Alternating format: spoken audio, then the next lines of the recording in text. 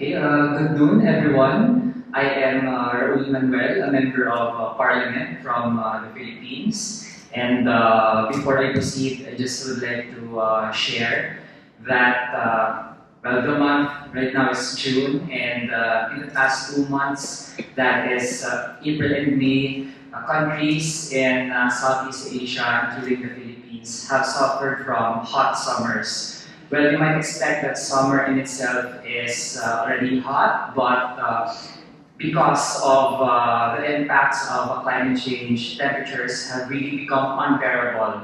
That is why, aside from us having this public hearing or inquiry here in Italy, it's also very relevant for us in Southeast Asia that we really tackle this issue with urgency because it affects survival and the daily lives of people in our region and of course in various parts of the globe.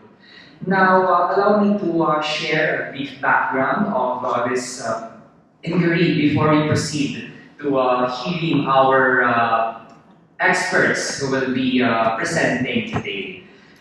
First of all, the Global Parliamentarians' inquiry into fossil fuel phase-out was initiated in 2023, so that's last year, with members of parliament from various nations collaborating for this effort.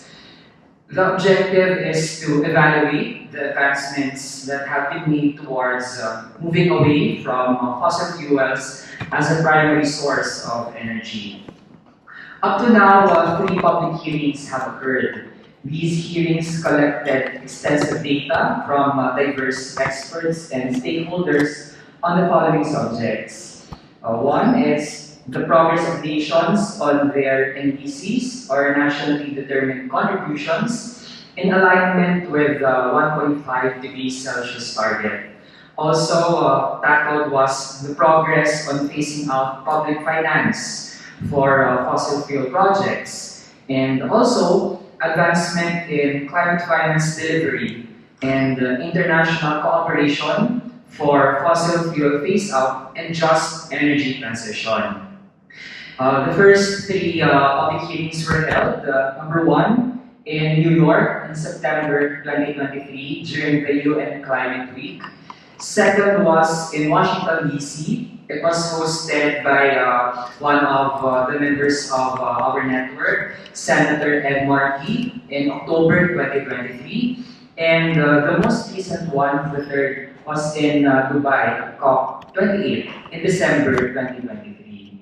So we note the significant share of the G7 in global greenhouse gas emissions, global oil and gas production, and CO2 emissions from new oil and gas production. That is the reason why there is mounting global pressure for the G7 to seriously and urgently act upon more ambitious targets and robust climate actions. However, we also have observed that the communique from the G7 Climate, Environment, and Energy Ministers Summit in Turin on April 30, 2024, was widely perceived as inadequate to meet the 1.5 degrees Celsius limit of the Paris Agreement. Similar to past instances on reneging on commitments such as coal exit, significant investment in renewables, and the cessation of public spending on overseas fossil fuel projects, the communique from the G7 is viewed as replete with loopholes and retreats from prior pledges. That is why today we will hold the 4th public hearing, which will center on the pace by which the world, and particularly the G7, is doing away with fossil fuel projects from public and private sources. This session aims to garner insights from our experts and also from policymakers and stakeholders on G7 nations' pace and fossil fuel phase-out. We will also identify the barriers to divestment from fossil fuels and explore ways by which together we can expedite the transition to renewable energy sources. Also, this fourth hearing coincides with the G7 summit here in Italy from June 13 rather, to June 15, 2024.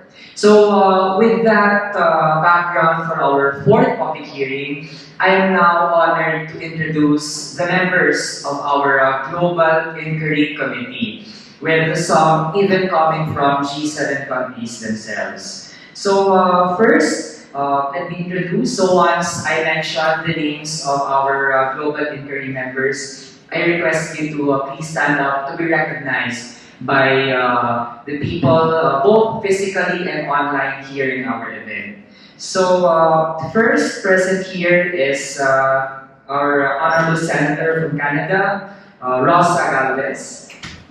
Okay, let's give her a hand. Second is Honorable Cecilia Requena, Senator from Bolivia. Third is Member of Parliament from Zambia, Honorable Anthony Casandre. Next would be Member of Parliament from Uganda, Honorable Lawrence Bika Soma. Next is Member of Parliament from Tanzania, Honorable Nusrat Haji. Next is Member of Parliament from Sierra Leone, Honorable Rebecca Camara. And yours truly from the Philippines, Honorable Raul Manuel. And last but not the least, of course, Member of Parliament from Brazil, Honorable Livia Duarte.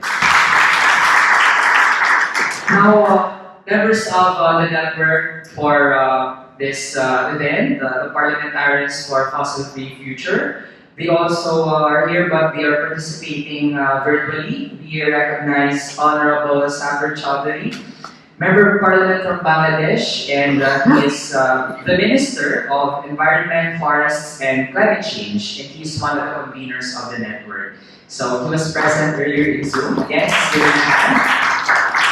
Also, U.S. Senator Honorable Ed Markey. We also would like to recognize other members of the Inquiry Committee who may not be present physically or in Zoom, but they have also been instrumental in making our efforts continuous and possible. We recognize Honorable Juan Carlos Lozada, Member of Parliament from Colombia. He's been us in past events. Also, Member of Parliament from the US, Honorable Jamal Bowman. Also, Member of Parliament from Egypt, also young like me, Honorable Sahar Al-Bazar.